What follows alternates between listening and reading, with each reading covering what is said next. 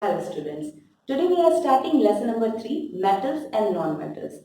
See, in the universe there are 114 elements available on the earth and according to the research study, the total available elements are 118. So out of this 118 elements, mainly according to the physical properties, the elements are divided into mainly two types, metals and non-metals.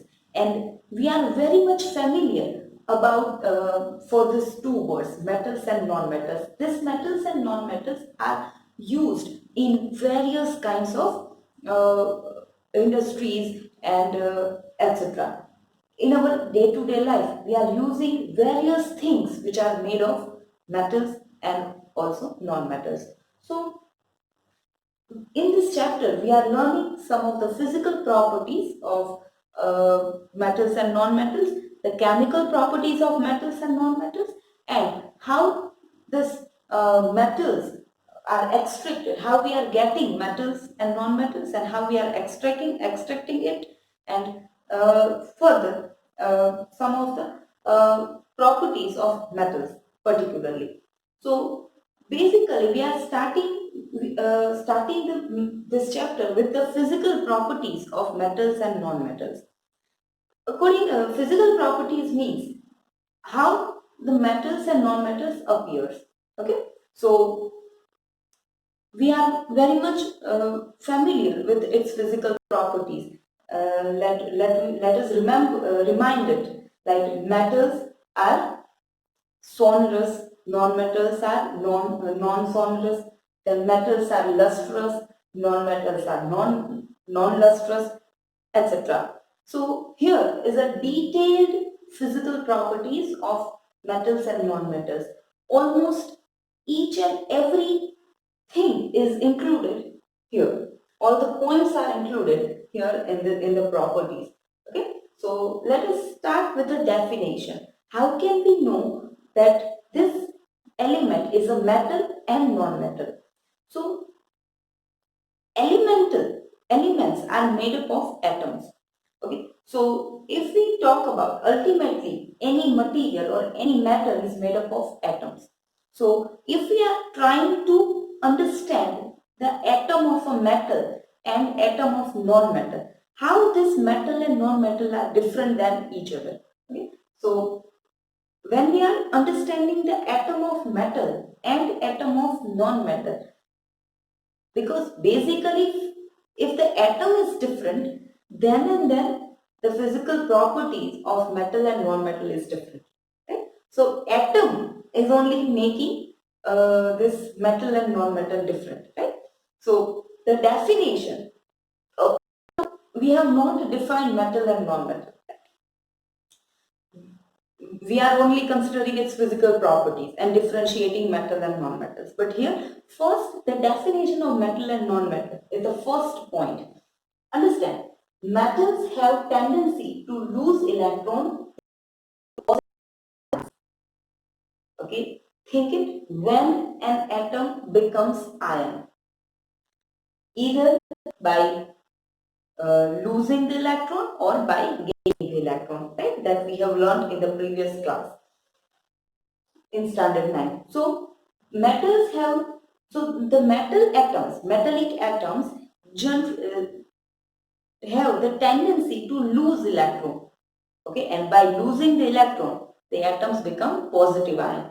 So any atom, any element whose atom have the tendency to lose electron, that all the elements are considered to be metal, right? So this is a very basic and fundamental definition of metal. Metals have tendency to lose electron to become positive ions, and these positive ions are known as cations. For example, sodium positive ion, magnesium positive ion, calcium positive ion. Okay, and the valency will be different according to the number of electron lost by that atom. Okay? So then, what about non-metals? Completely opposite, you can understand it. Non-metals have the tendency to gain electrons to become negative ions. And negative ion is known as anions. Right? So any element whose atom has the tendency to gain electron, that element will be the non-metal. Like chlorine has the tendency to gain electron, then oxygen ion, sulfur ion. So sulfur also have tendency to gain electron. That will be the non-metal. Okay. So only we have to see the electronic configuration for the elements. If it have 1, 2 and 3 electron in the outermost orbit, then that atom has a tendency to lose electron and become positive ion. So that will be metal. And if there is 5, 6 or 7 electron in the outermost orbit of the atom, that atom has tendency to gain electrons. So that atoms will be a non-metals. Right? So this is a basic difference between metals and non-metals. Further, metals are solid at room temperature. Generally, all the metals are in solid form. Exception, what is that? Except mercury, which is liquid. The only metal which is in liquid form, that is mercury. Also, gallium is also liquid at slightly more than the room temperature. Okay, but at normal temperature, that is 25 degree, if we consider it, then it is solid. But above 30 degree, gallium metal is in liquid form. It melts. Okay? But for the normal temperature, mercury is liquid at normal temperature. So that is the exception. Remember the exception also. While non-metals may be solid, liquid or gas. For solid, we can say that sulfur, then phosphorus, then after carbon is also considered a non-metals that are the solid non-metal. Liquid, bromine is a liquid non-metal, the only non-metal in liquid form, that is bromine. And gases, oxygen, chlorine, that all are the gas, nitrogen, that all are gaseous non-metals. Okay, so non-metals may be solid, liquid or gaseous. Further, metals are strong and hard. Generally, all the metals are strong and hard except sodium and potassium. Sodium and potassium are soft compared to the other metal because they can be cut with a knife. Okay. So sodium and potassium are the exception. Non-metals are brittle and soft except diamond. Diamond is a form of carbon, right? So it is a non-metal. Generally, all the non-metals are brittle, they can be broken easily and soft. But diamond is an exception. It is the hardest material in the world. Further, metals have high melting and boiling point, except sodium and potassium. Sodium and potassium have low melting point. Otherwise, all the metals have high melting points, while non-metals have low melting and boiling points. Metals are heavy, okay, that means it has high density, generally heavy elements, while non-metals are light elements, low densities. Further, metals are malleable. What is the meaning of malleable? They can be drawn into sheets. A very thin sheets can be made from metal, while in non-metals they are non-malleable. Sheets cannot be made from non-metals. Further, metals are ductile, that means can be drawn into wires. The metals can be drawn into the thinnest wire, okay, while non-metals are non-ductile. The wires of non-metal cannot be made. Further, metals are lustrous, that means shiny.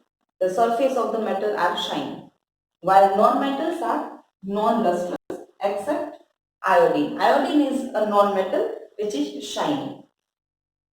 Further, metals are sonorous. On hammering the metal, it produces a ringing sound. That means a very pleasant sound can be made from hammering. So it makes a pleasing sound. It makes a ringing sound. That means metals are sonorous, while non-metals are non-sonorous. On hammering, it doesn't produce ringing sound. Further, metals are good conductor of heat except lead. Lead is a poor conductor of heat. Okay. Otherwise, all the metals are good conductor of heat and also good conductor of electricity. Generally, all the metals are good conductor of electricity. Non-metals are bad conductor of heat, right, and electricity. Non-metals cannot conduct electricity except graphite. Graphite is also a form of carbon which is a non-metal, but graphite conduct electricity. So remember this exception also.